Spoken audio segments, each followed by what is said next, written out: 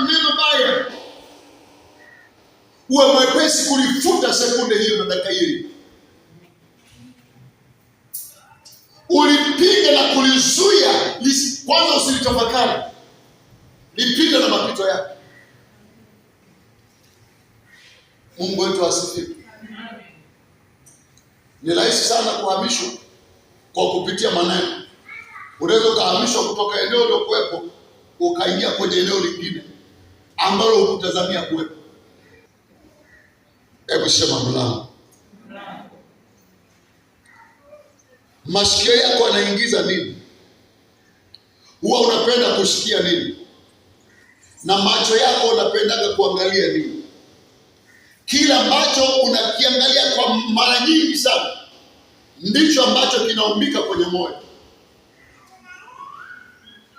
Narudia, kila ambacho umekizoelea unakiangalia kwa muda mrefu kinaumbika huku ndani. Nitoe mfano mmoja. Kuna siku moja baba alikuwa anatufanyia maombi ya ukombozi, wachungaji kule Precious Center. Dada mmoja akaonekana amevamiwa na roho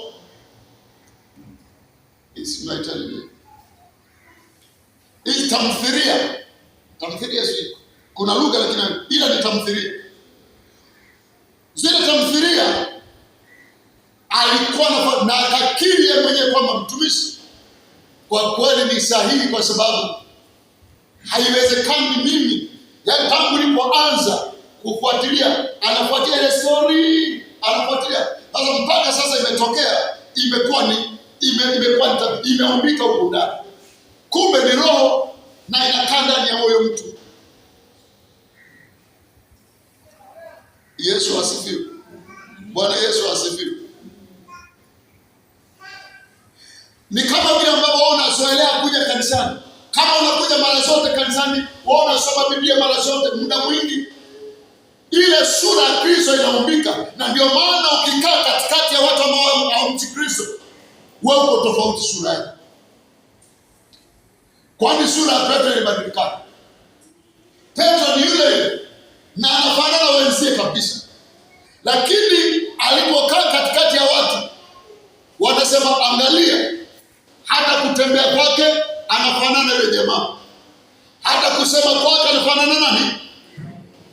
Hebu sema kusema kwake. Sema tena kusema kwake. Sasa midomoni mwetu kuna maneno ambayo hayaruhusiwi kutoka kwenye kinywa cha mtakatifu, ambayo jamii ya wengine wanakuona wewe usiposema hayo, wanakuona kama ni mjinga fulani au fara au up to date.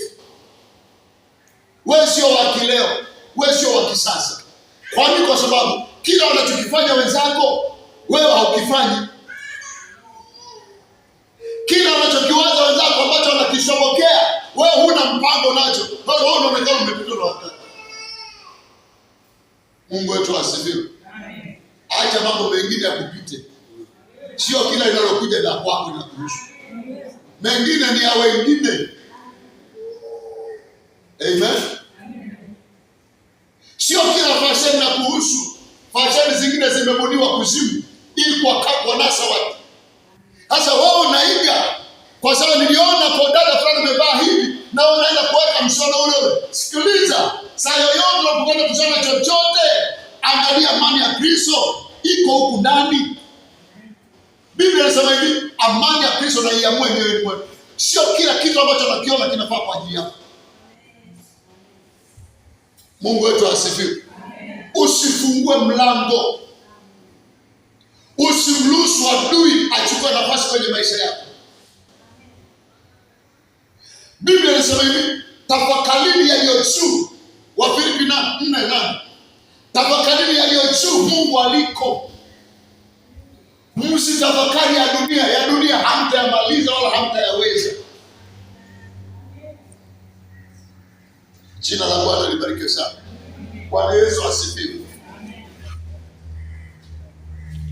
Ukiungana jamii ya walimwengu hautafika popote, kwa sababu kwanza wenzako kwao ni halali, lakini kwako ni haramu.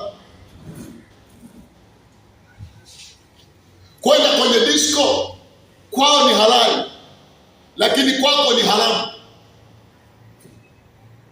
Amen. Amen. Zuia mlango wako. Hii pumzi unaivuta, unapotoa pumzi na kuiruhusu kuingia ndani, Biblia inasema hivi, Mungu anapeleleza yote yaliyoko ndani yako. Yaani uwe peke yako au uwe wengi, popote unapokuwepo, Mungu ana taarifa zako sahihi. Kwa nini? Kwa sababu unapopumua pumzi, unapotoa pumzi nje inapeleka ripoti, na unapovuta pumzi ndani inakuja kupeleza aliyoko ndani yako. Iko kwenye Zaburi. Bwana Yesu asifiwe. Bwana Yesu asifiwe. Kwa wakananena hicho unachokinena, wakanawaza hicho unachokiwaza, kaukijua yupo ambaye anachukua taarifa zako. Uwe peke yako chumbani, uwe gizani au nuruni, taarifa zako zote zinaenda, za mema au za mabaya. Mungu wetu asifiwe. Ndio maana ukisoma Wakorintho, hebu tuangalie Wakorintho. Fungua Wakorintho.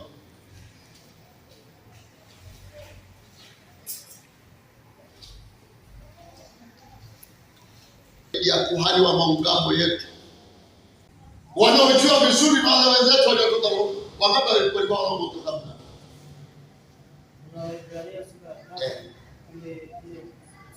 Evita alijue tu kuhani wa maungamo. Maungamo, kuhani manake ni mchungaji, si ndio?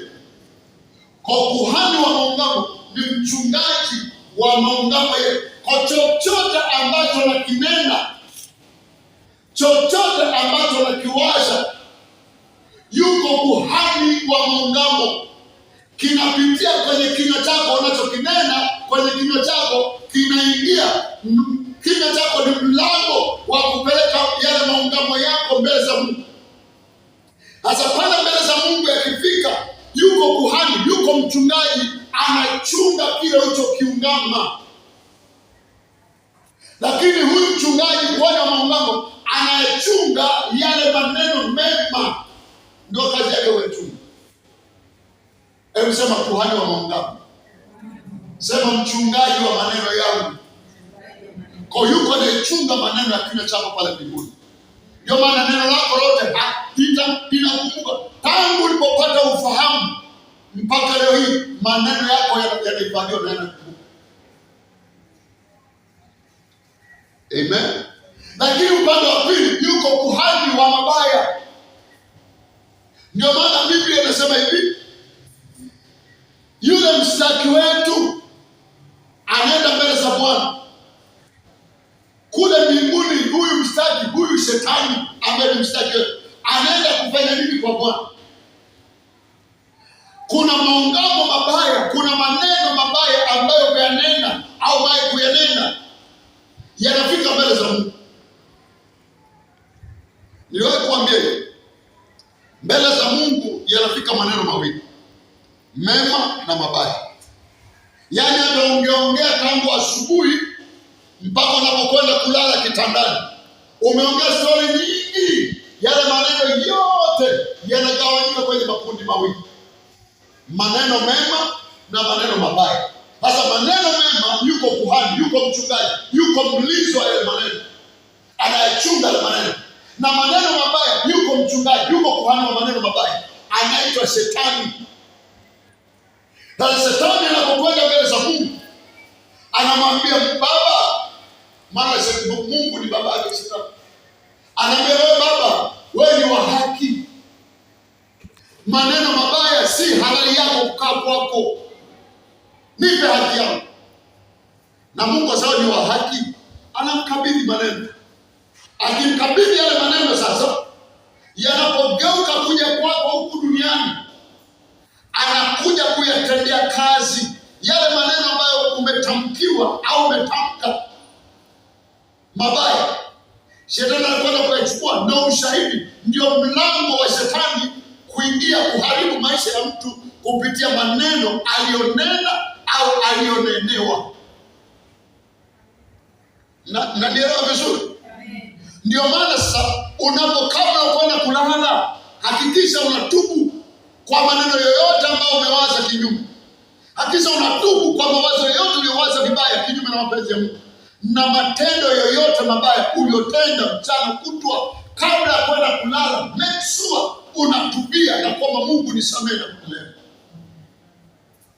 Na si tu kutubu, mwambie Mungu nifutie na adhabu, kwa sababu hakuna dhambi ambayo haina adhabu. Kila dhambi, kila kosa lina adhabu yake pale mbele. Mungu wetu asifiwe. Masikio ni mlango.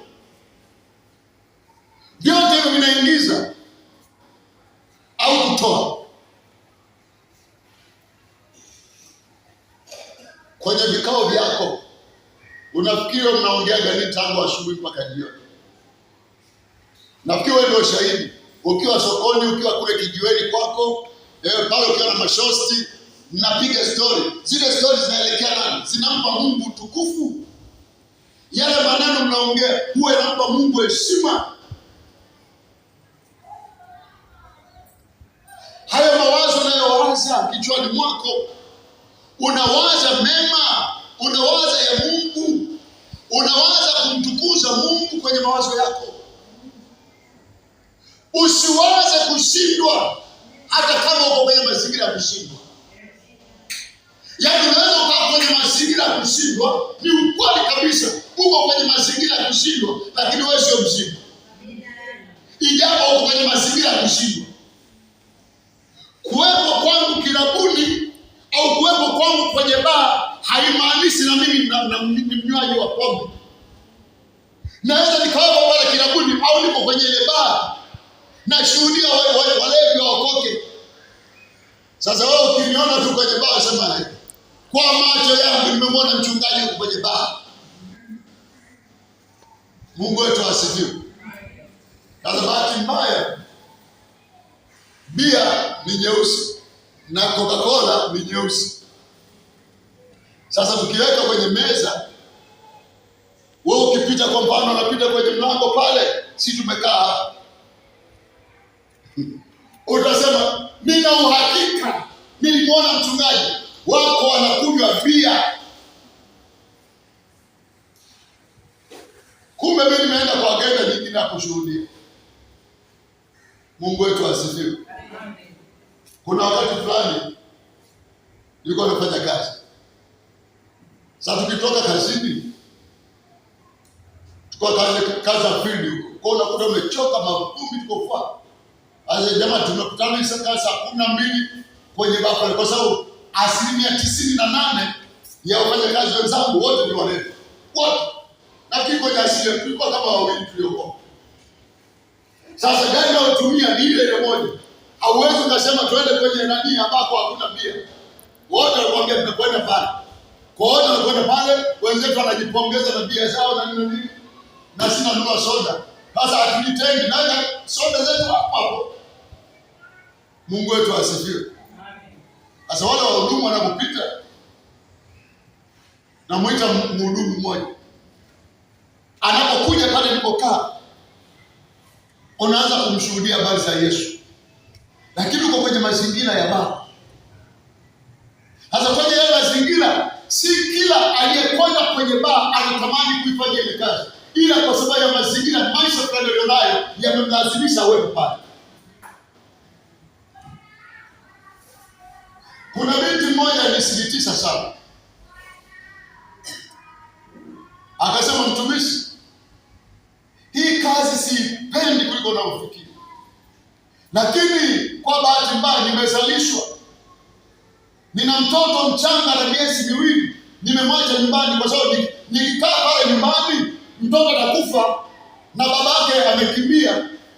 Kwa nakuja kufanya kazi ili niweze kumlea huyu mtoto. Mungu wetu asifiwe.